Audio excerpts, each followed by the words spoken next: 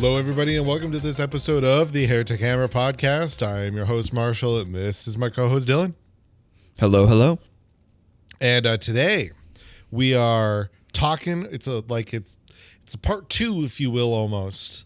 It's kind of following up on our talk from 2 episodes back on the Dark Mechanicum. Today we're going to talk more on their best known creations in the Daemon Engines. Okay, no response. Sorry, I was writing stuff down. I was too invested in my note taking. Well, so these unholy combinations of demon and machine are not only just obviously a child of the Dark Mechanicum, but also those of even a number of different members of Chaos Space Marines. I even wrote actually in my own notes Iron Warriors, but it's not even necessarily just the Iron Warriors. There's masters of, there's sorcerers, masters of possession, all who deal with demons and help bringing them into what become the horrid machinations that they inevitably make. Strive to be. Yeah. But so on the kind of a base level of what is a demon engine. So creating a demon engine requires that the entity be summoned by one who generally has knowledge of such things. So, some type of chaos warp smith, tech priest or sorcerer. The demon then is summoned into the hull of the machine so that the corruption spreads through its circuits, because in 40k, despite what many members of the Iron Hands and Mechanicus say, machines are in fact corruptible, and thus... Such an interesting concept. Yeah, and thus demons can in fact then essentially hack and take over this machinery, gaining complete control of all functions. Demons can also kind of be said to be bound to like certain static weapon systems like artillery guns.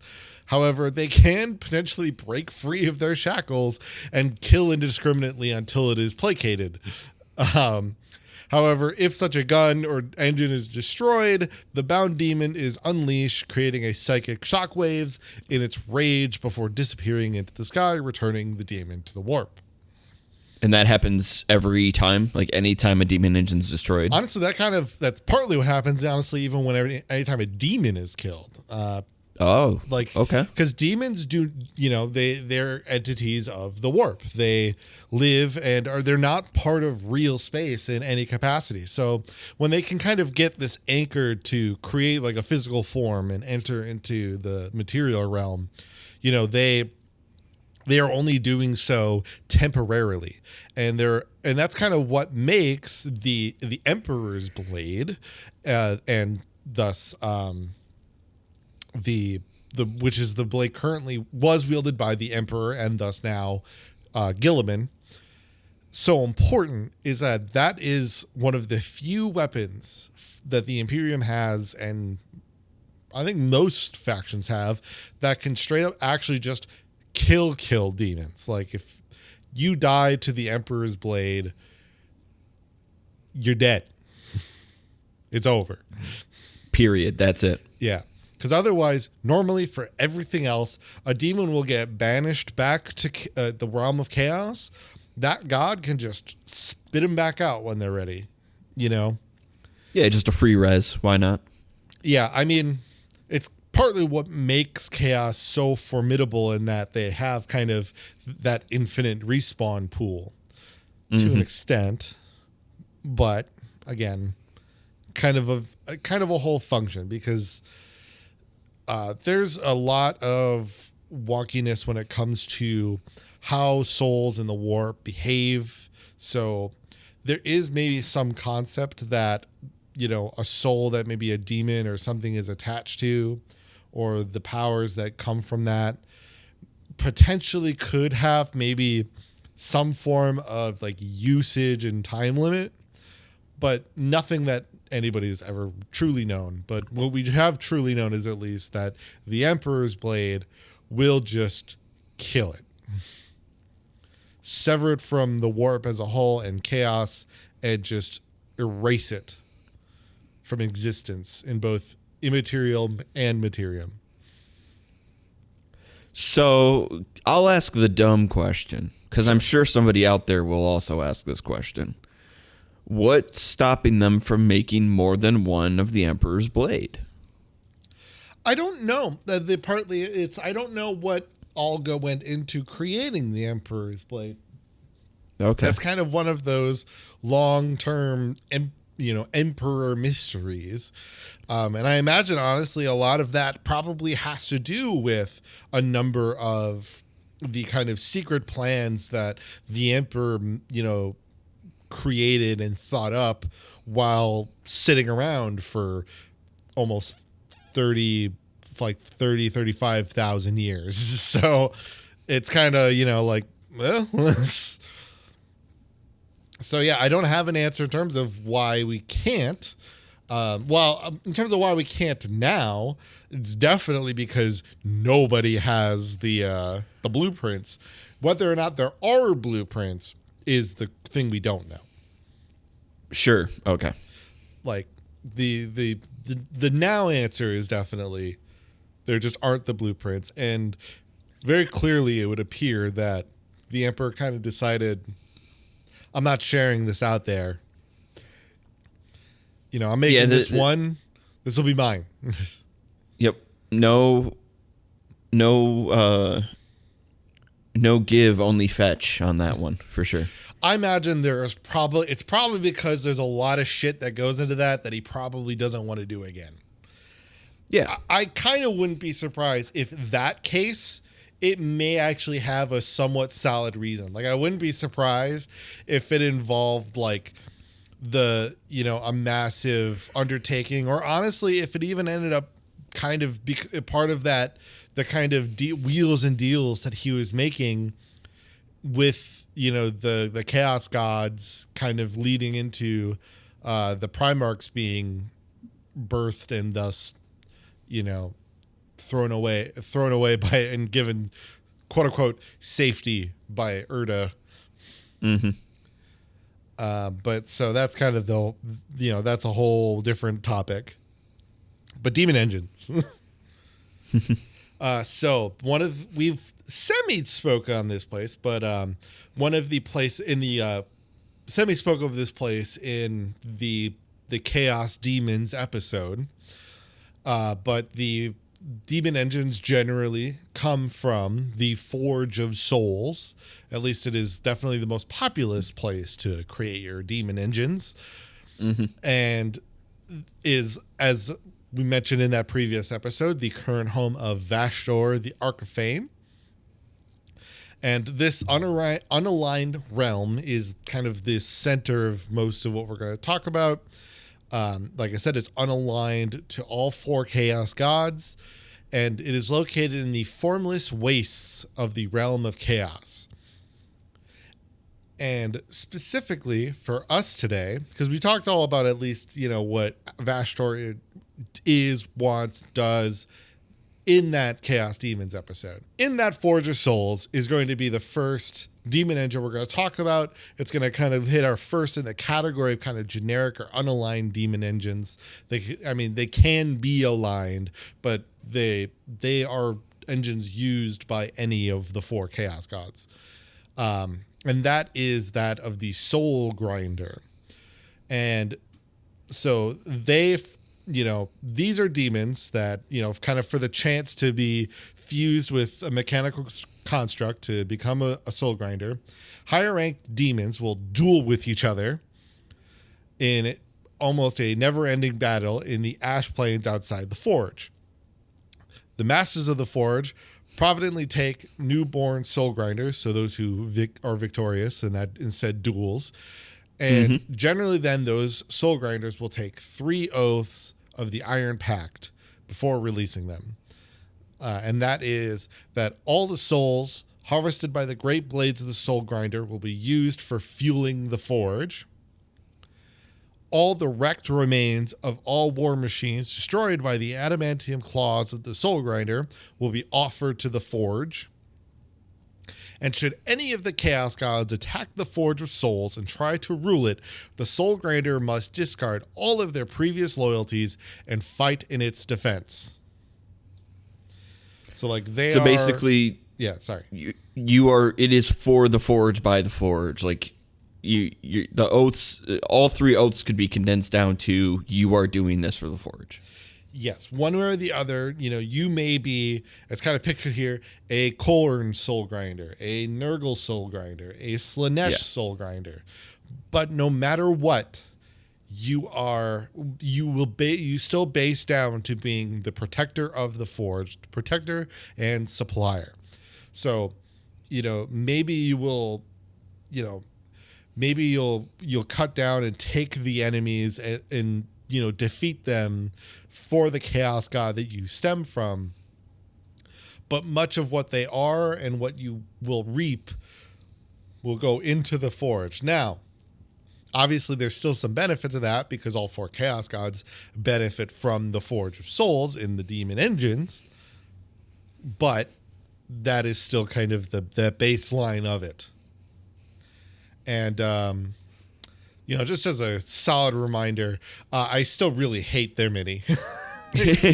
That's right. I remember this. Yeah. This thing needs an update. Like, whoa. This old chestnut. Now, people do make, because obviously you can kind of see here, right? People make kit bashes and other things to make unique Chaos God soul grinders, and they could look really cool. I mean, like the Slanesh one in the middle looks really cool. I love the Nurgle one. I mean, the Khorne one just looks badass. But then you got this fucking thing. Mm-hmm.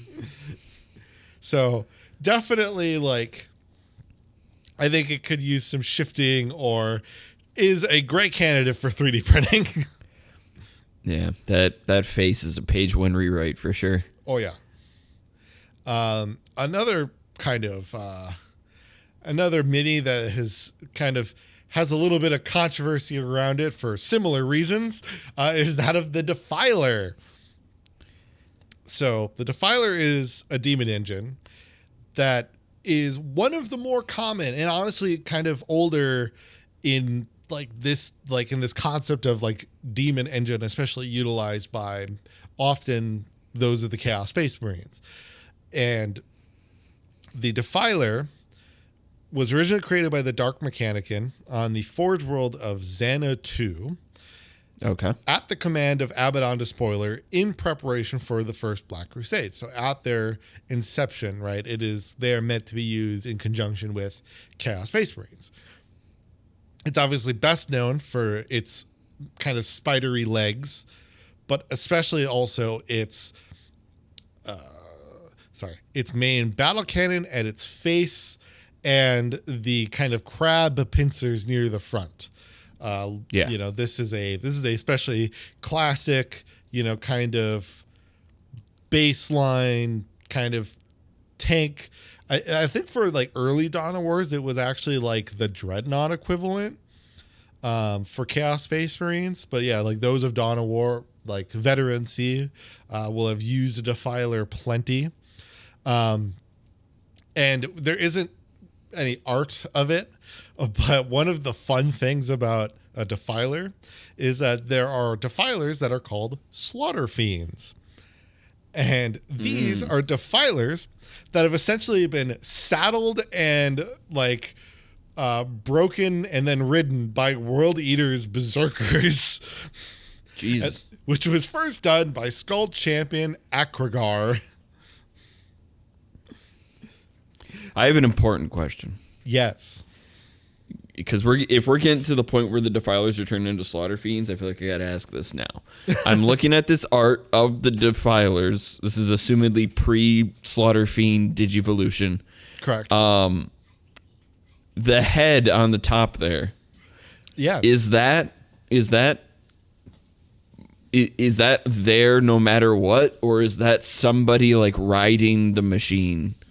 Or like in the cockpit of the machine? As far as I know, That is essentially, I mean, that is there. That's on the model. That's on every defiler that's ever been around. But as far as I know, that is essentially like the quote unquote head of the demon. Okay.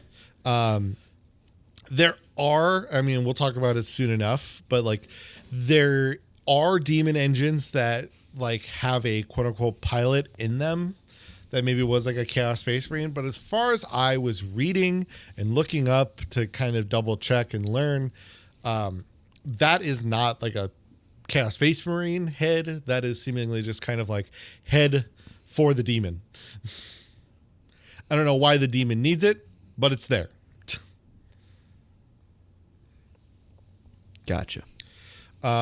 You know, while technically I would say their models have kind of aged a bit, you know, I wouldn't necessarily say that they're that, it's not like they're that different from this art, you know, like this design is pretty much what the model looks like, but you know, that's where it still sits in that realm of like some people just have, or just don't, they don't feel that way. So yeah, I mean, the Defiler, though, unlike the Slaughter, or I keep saying Slaughter Fiend instead of the Soul Grinder.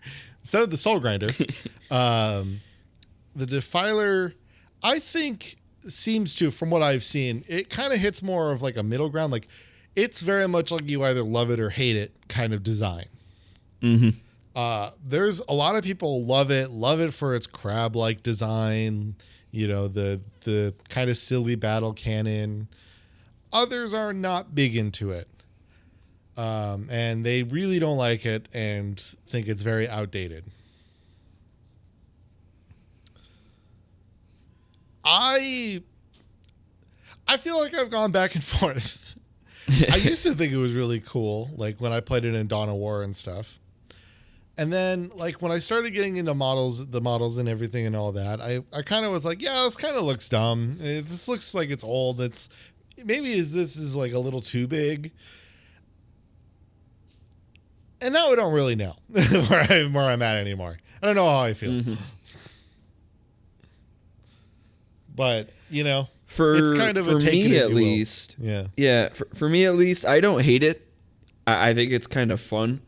I think that demon head just kind of sticking out of the top of it definitely gives, like, you know, it makes it look more toy-like, funnily enough.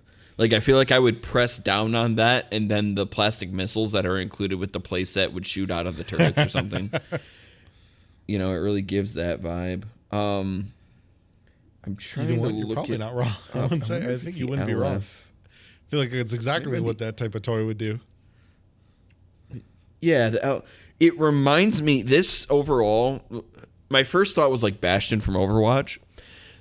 And then my second thought, because I'm just an absurd nerd, is I was thinking of the LF-205 leg parts from the first Armored Core game.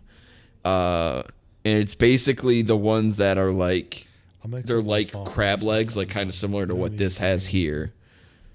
So like you can have, you know, your torso and your head would be like a normal Armored Core, like you would expect. And then you could have the like 4 legs that kind of stick out like crab legs like this has. And that makes it cooler just by association to Armored Core. But yeah, like I said, it definitely still has this kind of like action figure look to it. Yeah, I think I think it has its place. And I don't really think that there's a lot of, maybe like, it's obviously one of those things like, sure, maybe the model could get updated in some capacity or something, but I think design wise, I don't think it's something that really should be changed. I think if it's going to exist, it should just kind of exist in its kind of semi-doofy way that it is. Yeah. But next up are going to be my favorites some of my favorites of the Daemon Engine. in the Forge Fiend and Mauler Fiend, which are essentially two sides of the same coin. The Forge Fiend being the ranged and Mauler Fiend being melee. However, kind of essentially both are known for essentially goading the demon into, like, as they kind of go into the fiend and into the machine of just like seeking just combat and great fury. And then, as far as I know, it's on both.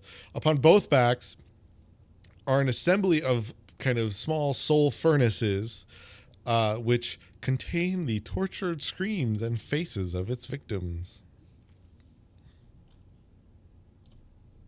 Fun for the whole family. Now, how do you feel about the design on these guys comparatively? I love these guys. I mean, like I said, they would be, I guess, my like second, and I'm putting them kind of on the same like thing because they're essentially just melee versus ranged. They are like, I mean, I think they're just so cool. I mean, first, like the fact that they're like this,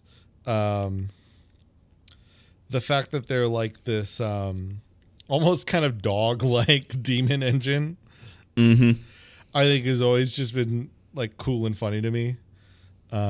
Forge Fiends do not fire normal ammunition. They obviously, I mean, they're demons, duh. So, why? So I didn't take that for granted. So obviously, even though they have these chain guns, their bullets are tainted with demonic essence. Would you believe it? But kind of as they actually kind of, if you think about it, like you kind of utilize the engine portion of their name almost, because they reload and create, new ammunition internally. And they kind of do this just by feasting on nearby metal, so kind of as like the Forge Fiend goes through and destroys everything, and, they'll just kind of absorb or chomp up metal nearby, and hey, look, we've resupplied. There you go. And then the Forge Fiend itself is essentially armed usually then with either 3 ectoplasma cannons, which are essentially just 3, kind of like a plasma gun or rifle from a Space Marine, but just beefed up even more with just like essentially a molten plasma. Yeah.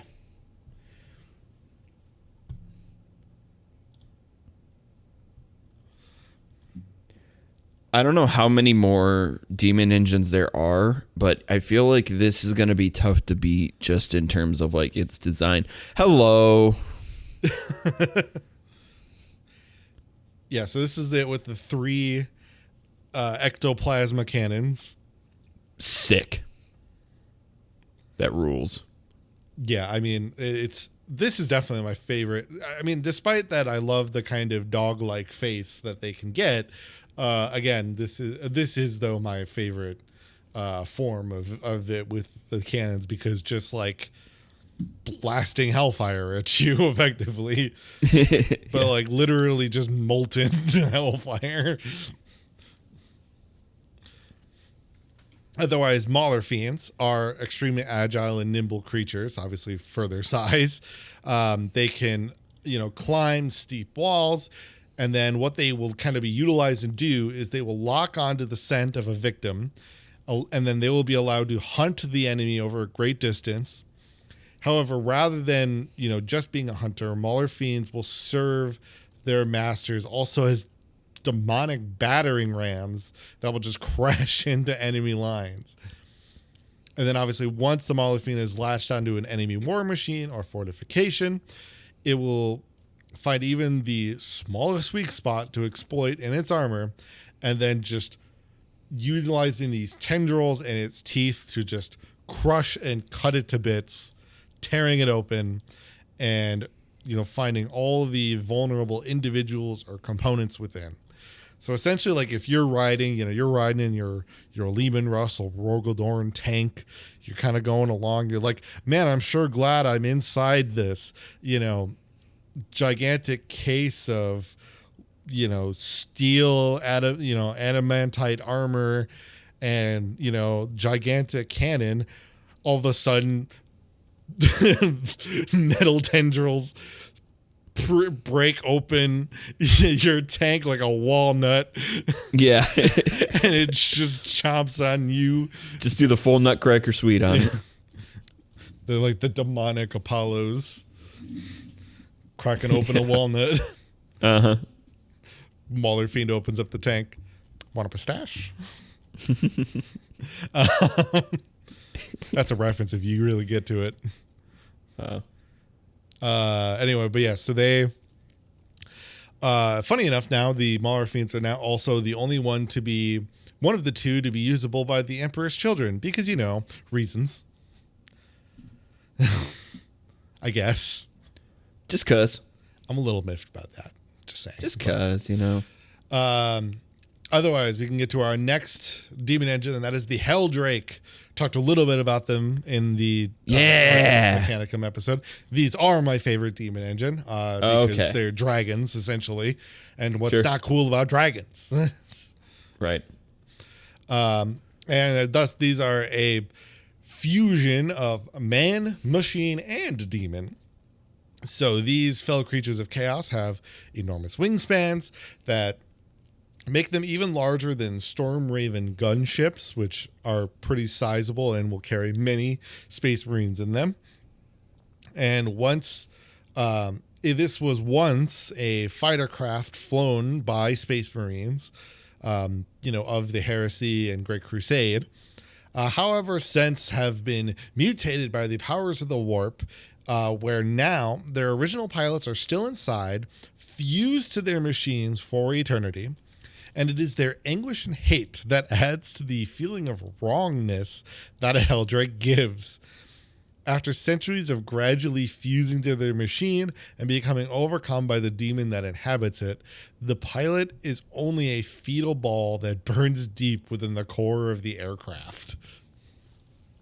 Oh. There is like a book. I can't remember what one, but there is one where they kind of like crack open a Heldrake, and there's like they see the like Marine inside,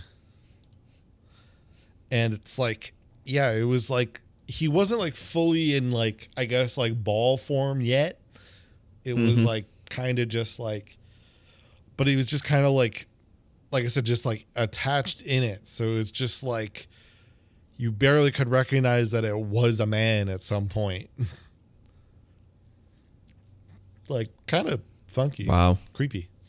Yeah. However, these are fully capable of traversing space, and Heldrakes will often cling to the underbelly of Chaos warships, kind of like a swarm of bats. And they'll kind of feed off of the vessel's energy through all the cables and pipes. And then sometimes Heldrakes will actually claim areas within the warships for themselves, daring any to come oppose them. It's kind of like, again, like a dragon, where it's just like, I've created my lair. Don't you want to try and claim it? Don't you want to find my treasure?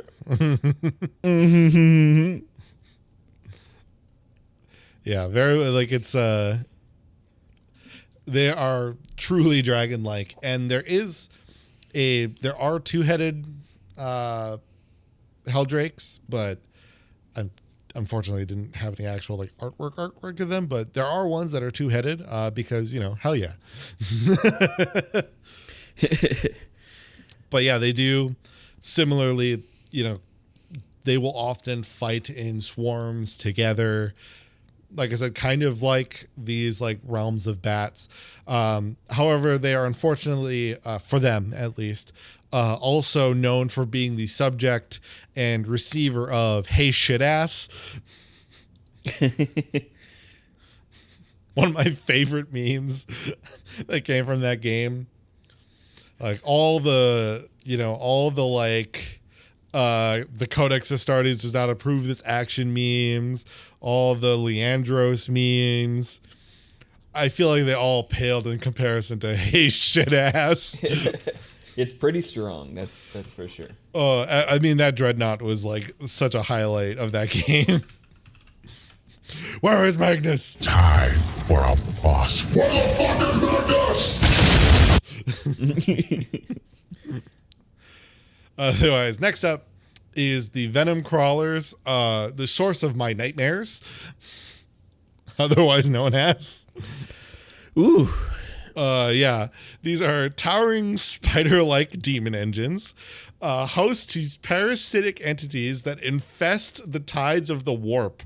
They prey on stray souls and lesser demons alike. These creatures often haunt the flesh factories of demonic forges. During the ritual of their summoning, venom crawlers are often then imbued with the most horrifying parasitic entities of the warp, as kind of I alluded to already. And so as it goes out, it will absorb demons, and as more and more absorbed into its metallic form, the venom crawler's form will kind of distend, and they create this reservoir. So the big kind of bulbousy kind of booty on these things. And these then will store all this warp energy to then create fresh demon engines. So these are almost kind of like harvesters to like bring all this warp energy back to the forges with them. You know what bothers me about these? What is that? The abdomen.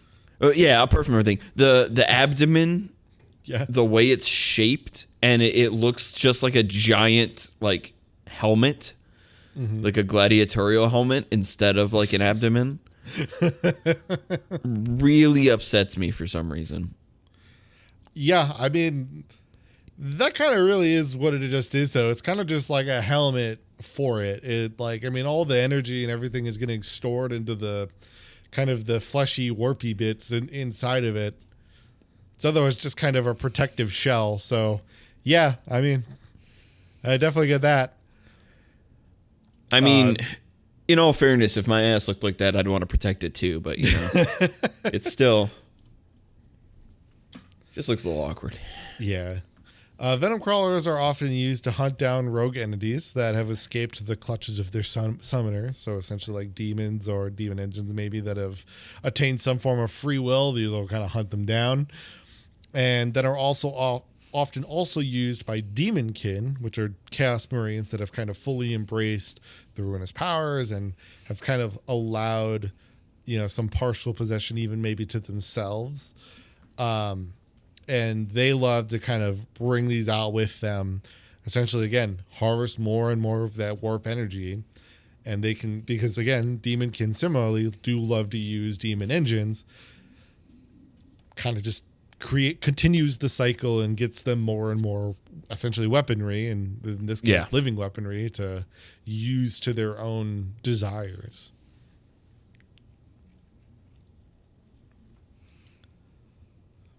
Otherwise, next up, we've got the Lord Discordant and Hellstalker. So the Hellstalker is the demon engine. The Lord Discordant is the one riding it. Okay. And to me, they're all really cool combo of marine and machine, because unlike some of the other ones where it's like, you know, like in the Heldrake where the marine is attached and stuck inside, you know, the demon engine, you know, and it's obviously less goofy than say like the Slaughter Fiend. The Hellstalker. Yeah, it's like I can clearly understand what's going on with this one. Yeah. Right.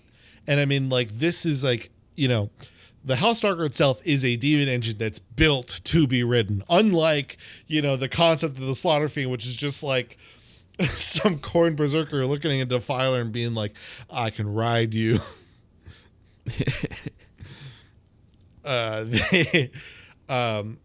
And however, they kind of somewhat similarly to like the Forge Fiend, maybe a little bit of the Venom Crawler, you know, they will feed off of other machines. And they will often, you know, the Discordant and, you know, will kind of take the Hellstalker when it's into battle, kind of when they take out any type of other machine, this is both Imperial and Xenos alike, it will feed it and consume it, and thus will help it continue to run. Mm-hmm. Otherwise, then the Lord Discordant kind of is much like a warpsmith in being an expert on machinery and demon engines. However, both the Discordant and Hellstalker together in the battlefield kind of are great at disabling not just enemy, like machines like tanks or whatever, but also like messing with full computer systems. So like they'll like with that like syringe thing in its mouth, like essentially like inject into say like a computer or like an artillery targeting computer and system, and just inject scrap code and just glitch systems of their enemies, making them more and more vulnerable and going into the whole system to essentially either wipe it out, maybe even make it shoot on its own allies, kind of just anything that they have the desire to futz with. So it's like Demon Hacker Man a little bit. Yeah. They also have a really cool mini, and is generally usable, I think, only really though by like normal Chaos Space Marines, which it's kind of a shame because I'd love to use the Hellstalker and the Emperor's Children, but why would you be able to use most of the CSM range in any of the 4 god armies? That just sounds dumb.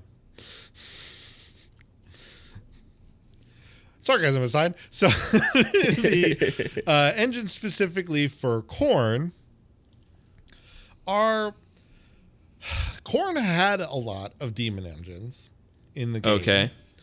But a lot of them are really old and kind of gone away now. Otherwise, so a number of the ones that you'll see, for example, are kind of like the Skull Cannon and Blood Throne, of which you see here.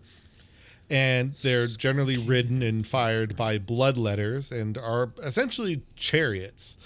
And there's a couple, like I said, most are like really old and were used in like the epic scale Warhammer. So this is like 80s still. Yeah. Like late 80s, early 90s.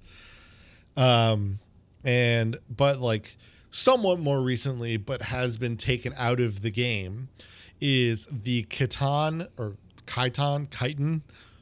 I'm not sure it's Kytan. I don't really know if it pronounced that correctly at all. And the Brass Scorpion, which are older engines that had play for a bit, but like I said, they were Forge World, so they've kind of been sent to Legends because most of Forge World is kind of being pushed away. Maybe they could see a revival. I kind of doubt it with the Khitan, but maybe the Brass Scorpion could. Maybe. Otherwise, yeah, there aren't a crazy amount left. Like I said, kind of those chariot ones. But more importantly, the torso of the Khitan is kind of still out and about. And the glory that is the Lord of Skulls. Can you guess which one is the Lord of Skulls? Okay, don't tell me. Don't tell me. Let's see. Okay. We know that's a Heldrake over there. Those are all demons along the bottom. They're fighting with Necrons. And that one there has I know. I obviously know which one is the Lord of Skulls. It's very clear. Big Daddy up there in the top right. Yeah. Yes. So they are, the Lord of Skulls have, it's essentially just like a tank, like half like mech man. And it is powered by, or its engines, its engines are powered by the boiling blood of murderers. and it is piloted, though most feel it and consider it a form of incarceration. It is piloted exclusively by bloodthirsters, who There are still a few of them, though, mostly those kind of from the 8th rank, so kind of the higher tier of bloodthirsters, who kind of consider the Lord of Skulls like a suit of armor, so they can just kind of unleash war on the denizens of real space. I mean, like, you really only have to look at the mini to, like, really get a gauge. Like, this is just, it's the Lord of Skulls. Wow. If you like corn, you will that like is the Lord of Skulls. That is the Paris Catacombs as a mini. Yep. Yeah, really. It really is. And I mean, yeah, like, this guy is this guy, you know, there's no... He's just that guy, you know what I mean? Yeah, you know? I mean, there's just not any type of, like, here or there about it. It's just, this is who he is.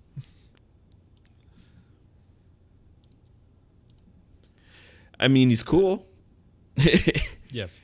You're right. I mean, yeah, you're there's right that there's not much more to say about him. Like, but yeah, he's cool. He definitely doesn't need changing, even though he is. I don't remember how old he is actually, but you know, he just needs to be what he is. Otherwise, getting to Nurgle, there are kind of a number of engines for Nurgle, but not to make this last too long, trying to get through the whole episode. I'm just going to mainly kind of talk about three. So the first we'll kind of talk about is going to be the Blight drone. So possibly the most mobile thing for Nurgle in all of 40k.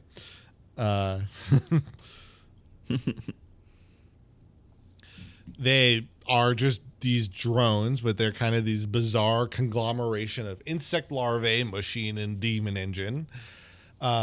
They're armed with rapid fire auto cannons, kind of have this like maw-like apparatus to spew noxious poisons and acids, you know, classic Nurgle stuff.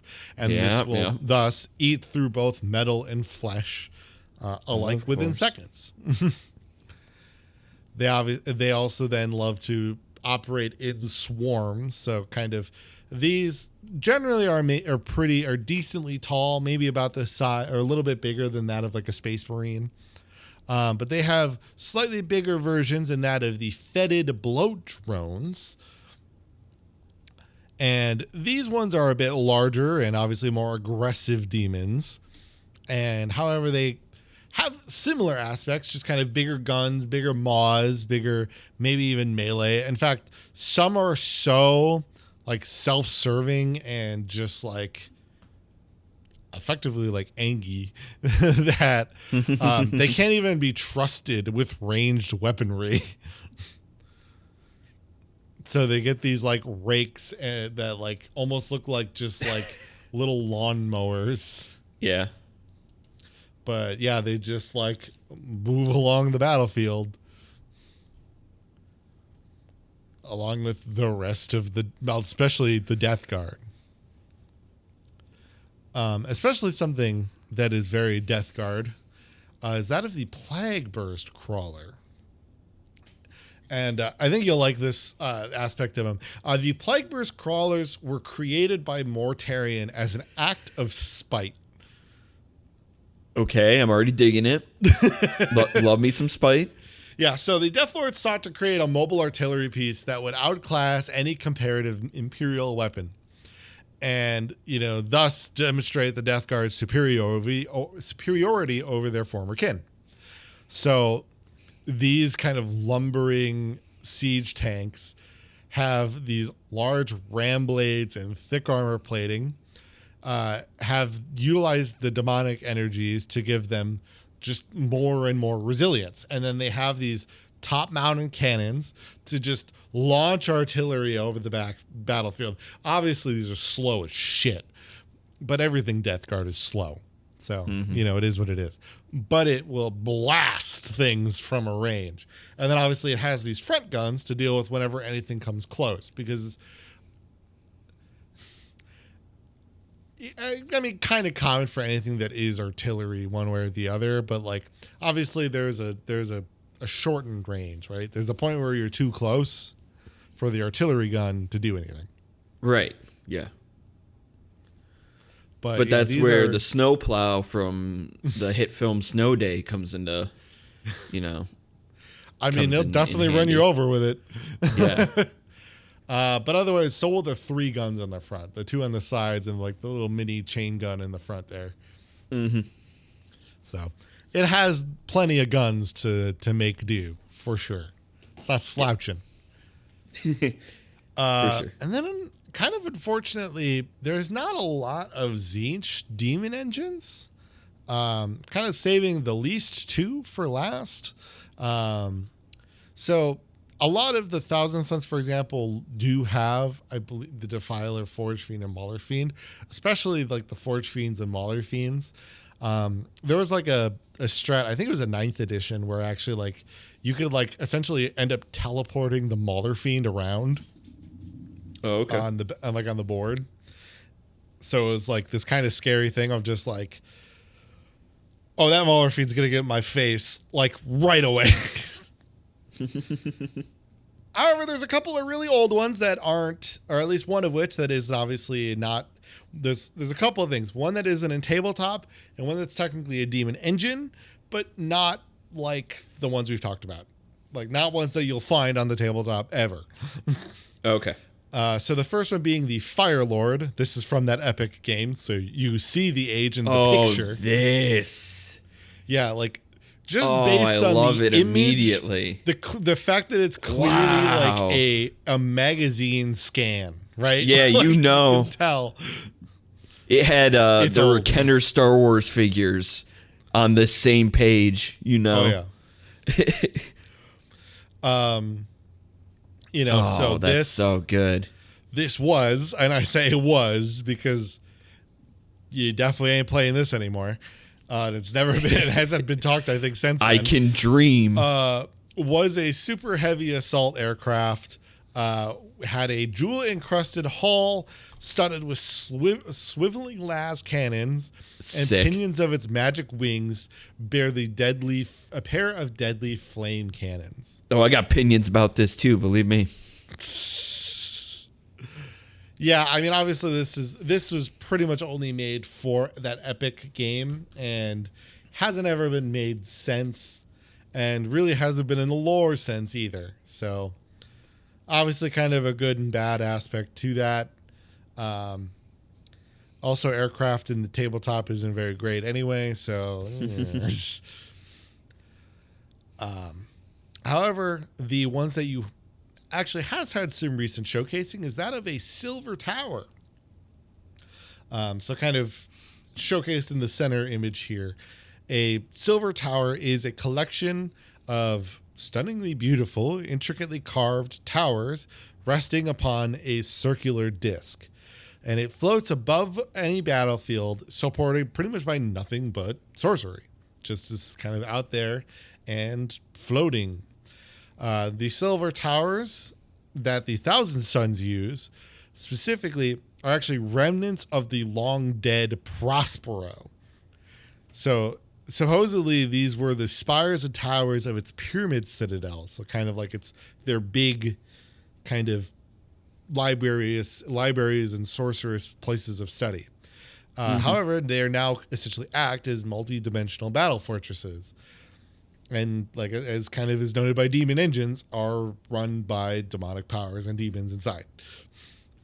And this was, like I said, most recently seen in Space Marine 2. This you can kind of see it whenever you're on. I forgot the planet's name. I think it was Demarium. Might have been Demarium. Yes, I think it's Demarium. Whenever you are out, you can kind of end up seeing this spire in various portions of any of the missions, whether they be in the, whether they be the ones that are in the PvE mode or in single player. You can see this kind of in the distance or somewhere along the kind of skybox. As these they were definitely hard to miss. Yeah. Yeah. I mean, these are huge.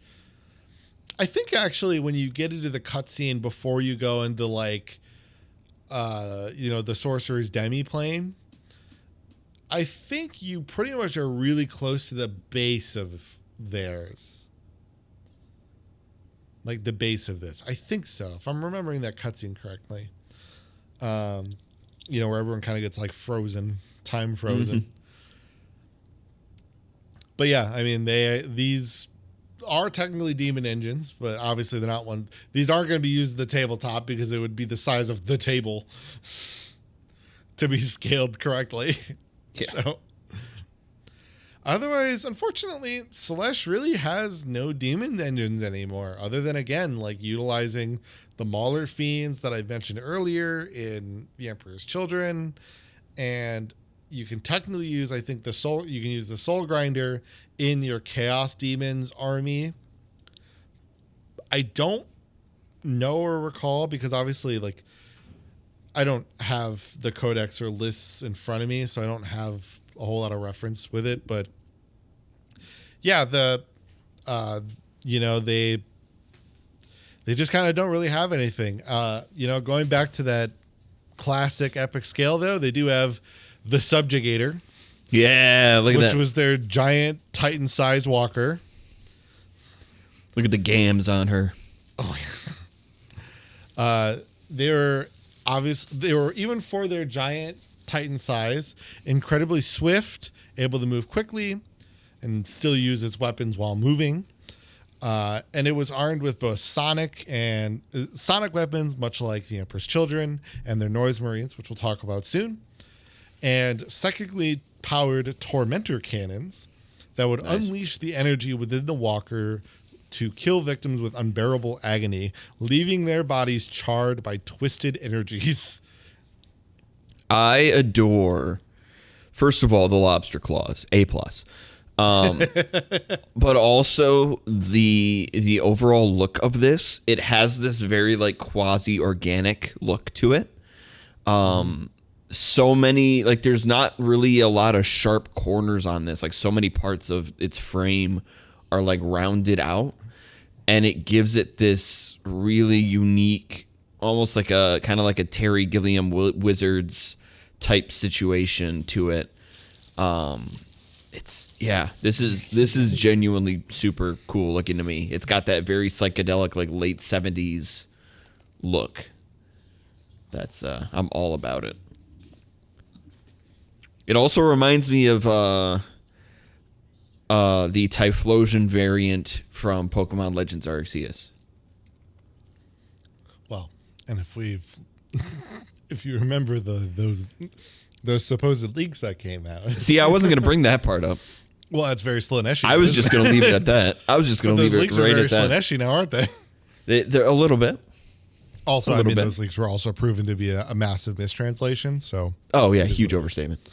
It is what it is. But yeah, I mean I wish that Emperor's Children could have got more Daemon Engines, but that is otherwise pretty much it for Daemon Engines themselves. I don't got really any more to talk about on this one. This is the part where I got to pick a favorite, isn't it? Do you have one? I don't know.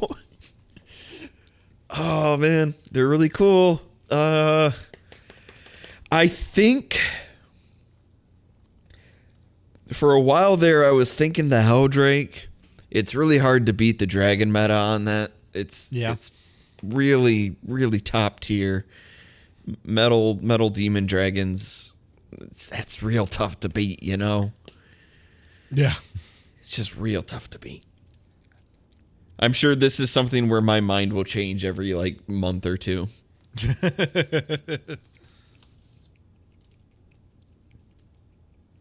It's all right. I was going to say, yeah, I mean, you only have to think about the one you liked hearing about, maybe. Mm-hmm. But I liked hearing about most of them is the problem.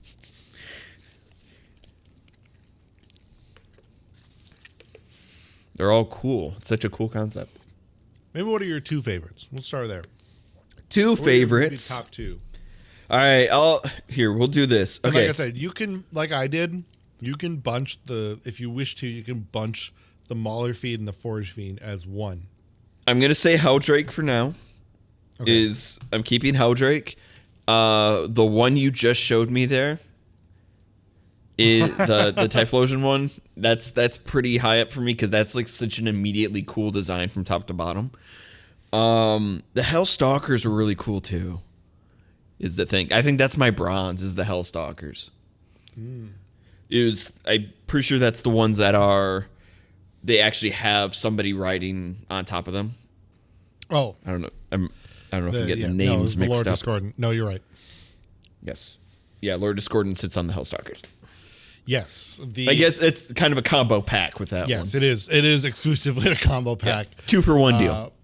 But I very much agree. I mean, like I said, I would love to have in an army the Lord Discordant riding Hellstalker. It's just, it's so peak Warhammer. Now you said that was your bronze. Was your silver the Fiends or? Silver is it was the one it was the last one we talked about. I'm blanking on the name, but it was the last one. Typhlosion. I didn't realize. Yeah, that is. I didn't realize you meant the Subjugator was your silver medal. Yeah, Subjugator is the silver. Heldrake's gold right now. That's funny. I don't know many people that would look at some of those epic scale ones and be like, "Hell yeah, that's the shit I want." It is. You got to think about me though, and the audience won't understand this, but like you've known me for several years at this point, where I have these like particular flavors of weird, where I look at it and I go, "That's so weird. I love it," and like it's an unironic appreciation. And like I said before, this is so. There's so much about this that is so different from like a lot of other things that you've shown me within the Warhammer universe. It genuinely looks alien compared to a lot of other things. And you've shown me like multiple Xenos races. but there's something about this that is like, wow, that feels out of place in a way that makes it like really cool and interesting. You know what it also looks like? The front of this thing looks like Xant's helmet from Twilight Princess. It gives it's got a little bit of the like Twilight energy to it. That is like really cool and interesting, because you see that guy for the first time when you're playing that game and you're like, who is this guy? Like, he doesn't fit with the rest of the world. You're like, what is this? And I get that from this guy too. I'm all about it. Absolutely. Well, that'll otherwise, I think, do it for this episode. I don't know, where are you at on Fulgrim? Almost done. I'm thinking there's a good chance I'm gonna have it done by the end of next week here. All right. Compile some of your notes.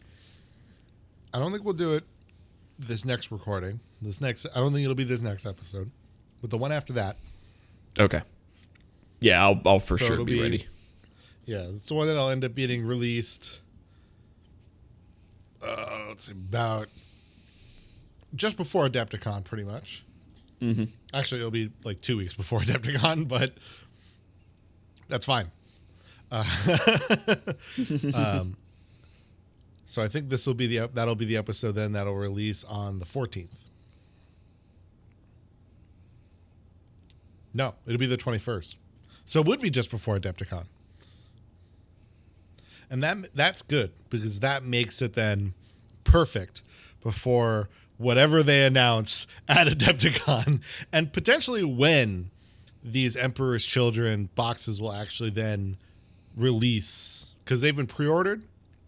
At the time of recording, the pre-orders just happened, came and went. Boxes sold in seconds. And, scalpers rejoice. Actually, I don't even think that's the problem. I think it's just forced scarcity. GW pulling the classic Nintendo strategy. Yeah. But either way, they'll likely be out around then. And then we can get right into all about Fulgrim, his Emperor's Children, and what they were, and thus what they became. I don't think the book is actually out yet, though, so we won't know the new lore until later. So this likely will have a follow-up episode too. Yeah, we'll have to come back to it. All right, but until then, next week we're gonna do We'll go back to kind of something hobby related. Then we'll get to Fulgrim. All right. Sounds good. All right. We'll see you guys next time. Goodbye.